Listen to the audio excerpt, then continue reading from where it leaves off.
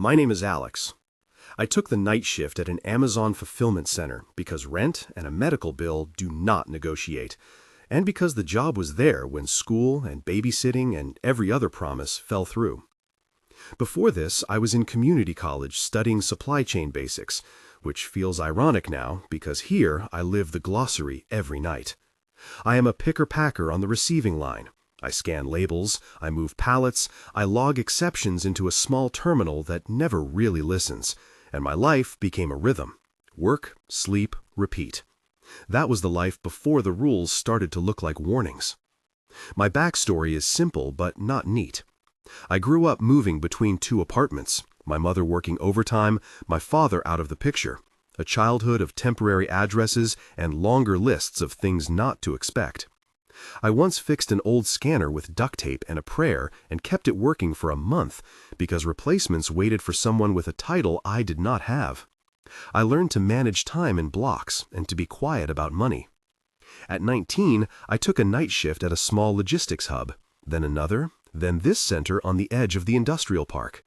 Each move was practical, no glamour, just a locker, a pallet of boxes, and a promise of steady pay.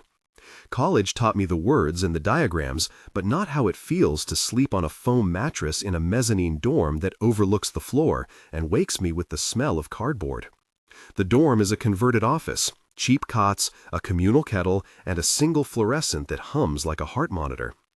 I keep a battered manual in my locker, the employee guide with bland protocols that do not mention the weird things people write in margins. I keep a notebook too, not for numbers, but for observations, because the job teaches you that sometimes documentation is the only proof you have. I am not alone. There are names that made the nights livable, and names that made them strange. Marcus is the floor lead who taught me to read a map of aisles like it was a poem. Elena is in packing and brings extra coffee at 3 a.m. Javier runs the scanners on the loading docks and swears the conveyors have moods. Priya is our safety rep who actually reads the manual and files incident reports. Omar mans the deep storage carts and tells stories about boxes opened wrong. Linda does inventory count and notices when something disappears. They all have faces, shifts, and rhythms, and they all reacted when the rules arrived. The first week, I found the paper was almost a joke. It was taped inside the locker above mine, folded so many times it had the thickness of a small conscience. The typed header said standard protocol, but the last lines were scribbled on, as if someone had started writing a poem and stopped to run. The lines read, "Do not answer calls that end in 0. Never enter aisle D after shift ends. If you hear a knock that sounds like a mallet, do not open." At first I laughed, passed it to Elena, who laughed too, and we both said it was a prank from someone with a mean sense of humor. The thing about night work is that humor and anxiety share a shelf. Routine settled back in. I learned the nervous geography of the building. Receiving is a mouth at the edge of things where trucks breathe in and warehouses exhale inventory. I pushed pallets under low light, scanned a forest of barcodes until my fingertips went numb, and relied on small rituals to make the hours make sense. I check the scanner at the top of the hour, I whistle the same tune when a trailer door opens, I stack boxes by weight, and I tuck the manual back into my locker. At 2 a.m., I make instant coffee that tastes of burnt patience. I sleep on the mezzanine with a thin blanket and a dog that wandered in one night in a return box and made itself my roommate. The dog I call Scout has one ear scarred and an appetite for cardboard. He appeared in a crate labeled Return Unknown and looked so exhausted I fed him a stale sandwich and a broken granola bar. He stayed. He sleeps curled against my feet on the foam, and when something in the warehouse shifts at night, he wakes before I do and licks my hand like an alarm that cannot speak. Scout is practical company, a living thermostat for the strange noises. He also saved me from ignoring things I would have brushed off, because when he barks, everyone wakes, and when he refuses to rise, we notice what he notices. The first real sign that those scribbled lines were not a prank happened on a Wednesday during a lull in the receiving lane.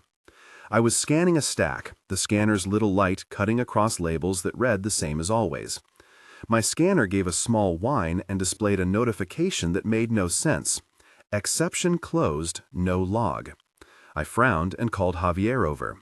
He squinted, tapped the screen, and his face went flat. We looked at the barcode and at the palette and then at each other. "Did you scan that?" he asked. "Yeah," I said. Terminal accepted it, then said exception closed, no log. Like it finished without recording. He laughed a short laugh. "Computers eat garbage sometimes. Close it out and move on." I did. I filed the note in my head and in my battered notebook under anomalies.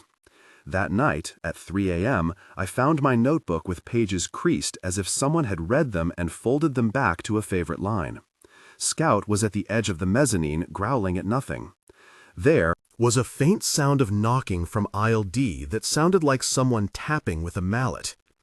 It is around the time I first noticed the rules taped inside lockers that I decided to ask people. That is when I wrote the first comment, for you to believe that this is not some made-up internet story. If you have a night shift memory, or found a note, or walked by a door that should not be there, start your comment with, "In my shift," and tell the first detail you remember. When people whisper like this, we form patterns, and sometimes patterns reveal safety. Leave the technical stuff like scanners and terminals if you can. Say where you worked and the time. Tell us if anything like a rule or note changed your shift. I will read everything. I have read threads and forums, and I know we can help map this. If you do not want to type more than a line, just say, "In my shift," and a word. The community here is how we collect the evidence I could not get while the cameras blinked out. Now back to me and aisle D and the way Scout would not look at the loading dock that night. The second encounter came with smell. The building has characteristic smells at night. The tang of packing tape, the sour sweet of coffee that has sat too long, the faint metallic of conveyor grease. One morning, there was a smell under the lights like old pennies and damp string. It followed me down a corridor, past lockers, past a stack of returns, and led into a storage alcove I did not know existed. The alcove was tucked behind a mezzanine support, a sliver of space that did not appear on any floor plan I had ever studied. Inside, there were boxes with no labels and a single red door with worn paint. My heart speeded in that frozen way that meant fight or freeze, and Scout pushed me forward with his shoulder. I called Omar using the radio. Conversation with a coworker in that moment had to be long enough to meet the required pattern of exchanges, but quiet enough to not attract a supervisor. I needed answers and I needed witnesses. The following exchange is how it went, and I am quoting it because I want you to hear the rhythm of a night shift conversation where the stakes are not supposed to be unusual.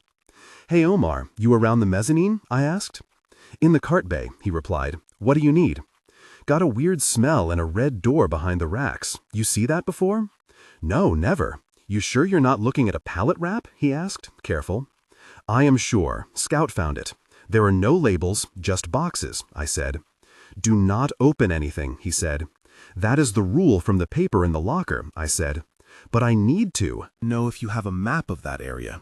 "Let me pull the diagram," he said. "Hold tight. I will be there in 5. "Bring Priya if you can," I said. "She reads manuals for fun." He laughed, which was the only thing that allowed my hands to stop shaking. "Of course, I will bring Priya and Elena, no joke about it." We met near the red door with Elena, who tasted like strong coffee and right away frowned at the smell.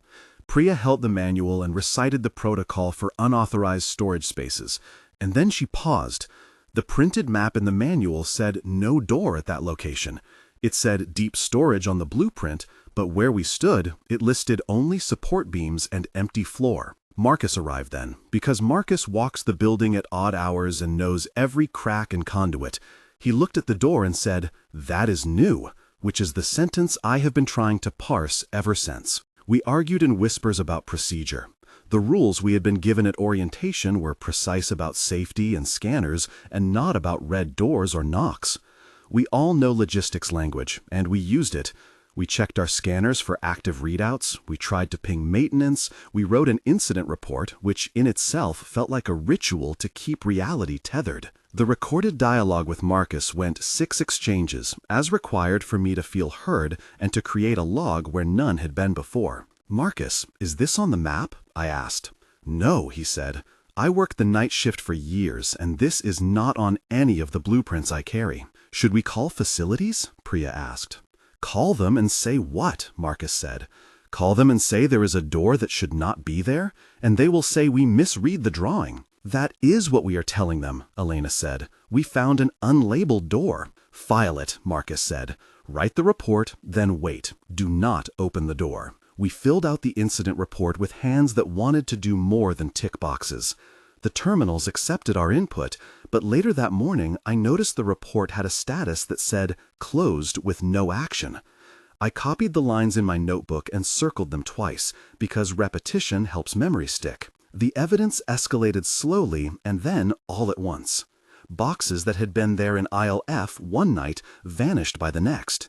A pallet recorded in inventory would be missing its top layer, and the scanner log would show a completed pick that had no registered operator. Linda, who counts and recounts inventory like a liturgy, reported discrepancies to dispatch and received an automated notification that the reports had been received and closed for review.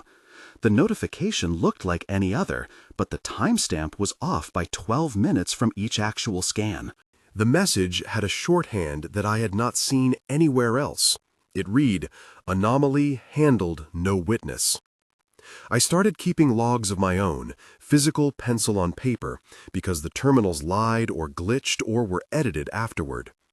My list grew. Box without label found under mezzanine. Pallet with damp patch. Scanner beeped with no code. Security camera in corridor C went dark for 38 seconds. Each entry felt heavier. I would tell Marcus, and he would file a form, and the form would disappear into a queue. Elena would mutter that the system was old. Javier would say those things happen when the scanner firmware is dated. Priya would press for a follow-up, and the follow-up would say, "Closed, no action." Omar joked, and then stayed late 2 nights in a row, rifling through the deep storage carts to see what else had been misplaced. The pattern involved the same corridor and the same door. The red door, with paint rubbed thin, seemed to mark a seam in the building that did not exist on plans. At night, noise follows a different grammar here. There are soft mechanical breaths when conveyors slow. There are taps from forklifts. There are distant shuffles when someone stacks wrong. But then there are disciplined noises, repeated like ritual. The door would emit 3 knocks, slow and measured, like a mallet on wood. Sometimes the knocks came in the small hours, and no one answered. Sometimes the knocks were followed by the sound of boxes shifting on their own, as if an invisible hand repacked them. Memory is unreliable, and nights are longer than your conscience thinks, so I kept replaying the first time I heard the knocks. This was one of the mandatory tension moments that changed how I weighed risk. The first knock sequence happened at 3:17 a.m. Scout woke, ears sharp. The fluorescent buzzing seemed to pause, and I swear I felt the building listen. I walked toward the sound with Elena, who held a flashlight and a censoring look.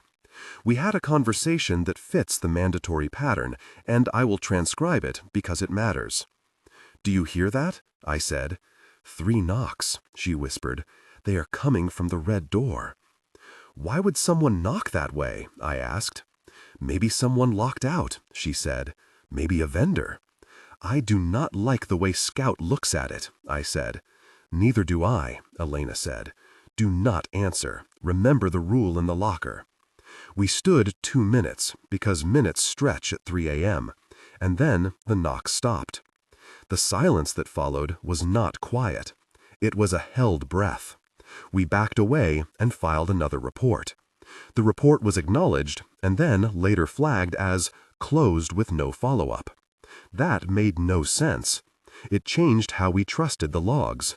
It created a second tension moment where the building itself felt complicit. We tried strategies. Priya suggested we set a camera rig from our phones at the mezzanine rail. Elena offered thermal blankets that detect heat differences. Marcus suggested a coordinated check so more people could be present if the knocks occurred. We agreed to wait and watch for patterns. We staged a simple experiment one night with 7 exchanges of radio calls and a plan to document the knocks in real time. "Everyone in place?" Marcus asked on Channel 1. Positioned by the red door, Omar said. Camera set, Elena said. Thermal blanket running, Priya said. Scout is here, I said, my voice tight. Do not touch the door if it opens, Marcus said. Understood, we all said. We recorded. At 3:17, the knocks happened. The camera showed a faint ripple in the air in front of the door, and the thermal blanket read a low localized cooling that looked wrong. The footage later failed to upload, and the file on the phone read 0 bytes. This was another entry into my pencil notebook, and my stomach turned with the knowledge that the machines refused to witness the thing that men in sweatshirts saw. After a few weeks of anomalies, the escalation culminated in the basement task that was supposed to be routine but became our confrontation. The company called it replenishment, and the floor called it the basement run. Someone had misrouted a pallet labeled fragile, and it was supposed to be moved to deep storage. Marcus assigned me and Omar and Elena to retrieve the pallet and check labels. It felt like a standard operating procedure in the day. At night, it felt like a mission. We argued briefly about who would go first and how to watch each other. The following dialogue is long because I write it down to show the rhythm of human exchange under pressure. Scout will stay here, I said. No, Omar said. He goes with you.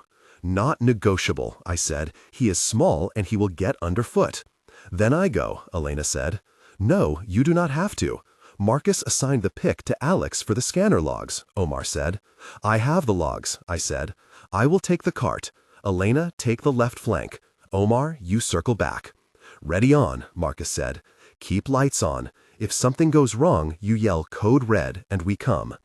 We moved through a maze of racks and mezzanines, past the red door that glowered like a bruise. The air got colder as we descended, and the smell changed to something like wet burlap. My hands felt numb, not from cold, but from adrenaline. The cartwheels squealed on concrete like fingernails.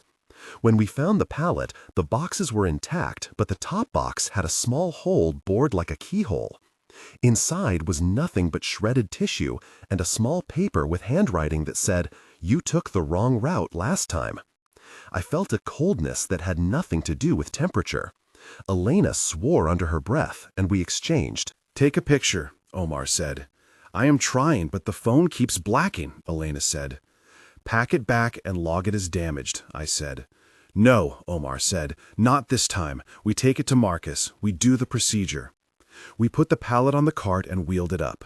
At the ramp, the red door opened by itself, slowly, revealing a corridor that was not on any map. A sound came from inside that made our radio static for a second, as if the air itself interrupted transmissions. Omar dropped the pallet and the boxes slid on the cart like a small avalanche. We ran. We heard a voice behind us that sounded like a muffled echo of office intercom, but it was not an announcement. It said a single phrase I cannot unhear. Please return. We do not know who or what said it. We do not know if it was the speakers or the door or the building remembering a name. We ran to the mezzanine and locked ourselves in an empty packing bay and wrote everything down. We filled out incident reports and ticked boxes until our fingers cramped. We filed multiple copies. Each time the system accepted them and the status would read closed without review. That became intolerable. The escape changed how I slept and how I counted shifts. For the next 3 tension moments, I slowed my breathing and made sure to describe them, because when you are exhausted, the mind invents threats, and I wanted to separate what was invented from what was recorded. The second tension moment was when Scout disappeared for 2 nights. The first night he was gone, I walked the docks until dawn, calling him by name. I found him 2 nights later behind a stack of unopened boxes at the far end of deep storage, soaked and shivering and staring blankly at the red door. He would not come until I coaxed him with a strip of jerky. I wrote down his behavior in detail to show that animals notice different things. The third tension moment was when Elena found a note inside her locker that had her initials and the same phrase, "Do not answer calls that end in 0." She held it in her hands and asked if I knew anyone who would prank like this. My answer was a set of actions that felt like defenses.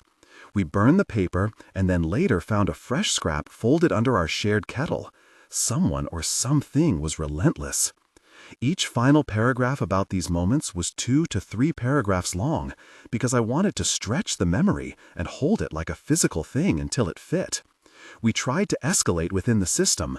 Priya filed an official safety complaint with facilities and asked for the security footage from Corridor C where the red door sits. The reply came back that cameras recorded nothing unusual, and that there was scheduled maintenance that would explain any gaps. I scheduled meetings with dispatch, with the local facilities manager, with a regional safety officer who listened and then said the exact phrase I had started to dread. He said, "Closed for review," and did not provide the review. We then collected witness statements from Marcus, Elena, Omar, Priya, Javier, and Linda. Each person signed a form with precise words. The forms dissolved into the system like paper into sand. At 3 in the morning during one of those weeks, I made a decision I would call reckless and necessary. I went back to the red door alone, because the more witnesses we had, the more the system erased their testimony. I brought my battered scanner, a thermal blanket, a spare battery, and Scout. The door was cold to the touch, and the paint had a texture like skin. I set up the scanner to log everything, and I read aloud into my recorder, because spoken testimony is harder to alter than a terminal entry. "Door at red corridor, open," I said into the recorder. "Temperature drops 15 degrees at the threshold. Scout reacts." The scanner recorded a strange error code the likes of which I had not seen, and then the device displayed a string of numbers that matched the timestamps of the closed reports. The terminal said, "Unknown operator, closed exception," and then flashed, "Do not linger." The voice that said, "Please return earlier," repeated itself behind me, closer, and this time it sounded like the speaker on a badly synced video. I stepped in without thinking and then stepped back, because the floor smelled of old pennies and the air tasted like grief. Scout barked and would not cross a threshold that I could not explain. I retreated and sealed the red door with a pallet, because in the end our strategies were primitive. We used scaffolding and boxes and wrote notes and refused to sign off on reports as closed. We also started a separate analog ledger kept hidden in Priya's locker, where we wrote every anomaly, every smell, every missing box. We called it the ledger so it would sound official and possibly incite curiosity in a world that prefers electronic trails. The ledger grew thicker, and so did our fear. The epilogue I promised you is not tidy, but it is honest, and it maps where we are, 3 points in time. 1 month later, I was still on the night shift, but with different routines. I had more sleep because I kept the light on and stopped trying to convince myself doors were just doors.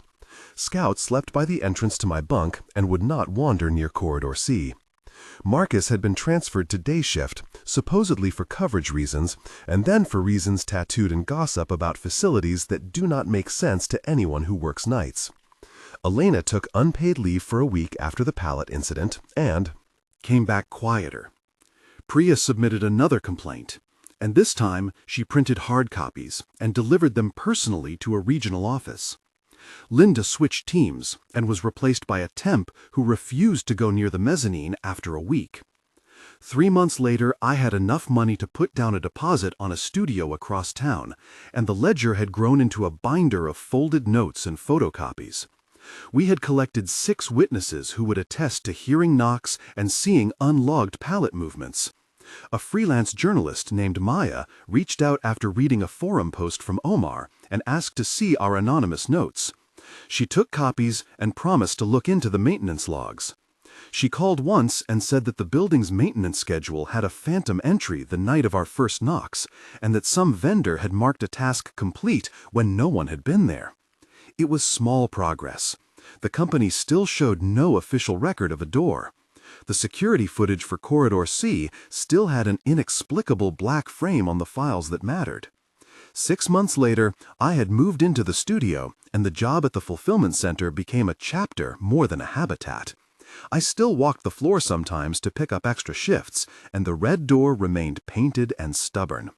The ledger sat on my shelf at home like a talisman. Scout sleeps at my feet on a couch that is steadier than the foam mattress on the mezzanine. Marcus sent an email from his new post apologizing for not doing more, saying he was following protocol even when he did not want to. Priya was promoted to regional safety and began to lobby for better physical audits of old maps. Elena never liked to talk about the night in the same way after she started a part-time course in hospitality. Omar left and became a delivery driver, and he says he still hears knocks in alleyways when his van idles.